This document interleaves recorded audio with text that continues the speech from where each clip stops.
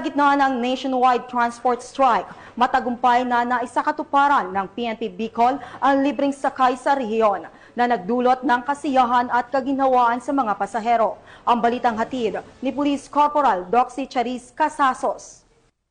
Umpisa na nitong Setyembre 18 taong kasalukuyan ang programang libreng sakay ng Police Regional Office 5 sa pamumuno ni Police Brigadier General Nestor C. Babagay Jr., Regional Director sa iba't ibang bahagi ng rehiyon bilang tugon sa 3 araw na nationwide transport strike.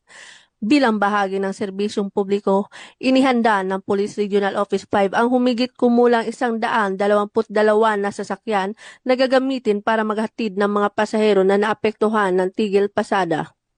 Kabilang sa mga sasakyang ito ang mga patrol cars, trucks at iba pang uri ng service vehicles ng pulisya na maaaring magsakay ng maraming pasahero upang matulungan ang mga manggagawa, estudyante at iba pang sektor na umaasa sa pampublikong transportasyon sa kanilang araw-araw na biyahe. Layunin ng inisyatibong ito na maibsan ang abala at pasanin ng publiko at matiyak na hindi maantala ang kanilang mahalagang lakad, lalo na ang mga estudyanteng may klase at mga manggagawang kailangang pumasok. Dagdag pa rito, tiniyak rin ng ating kapulisan na ang mga biyahe ay ligtas, maayos at walang bayad bilang bahagi ng malasakit at serbisyo para sa sambayanan. Mula dito sa Bicol Region, ako po inyong PNN Correspondent, Police Corporal Doxy Charis C. Casasos, alagad ng batas tagataguyod ng Balitang Pulis.